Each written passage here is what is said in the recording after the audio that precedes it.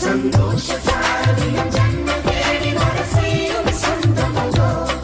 நாம் பாடும் பாட்டையும் கேட்கும் சிலைகளும் தலையை ஆட்டுமோ அழகான சின்ன தேவதை அவள் தானே எங்கள் புன்னகை நாள்தோறும் இங்கு பண்டிகை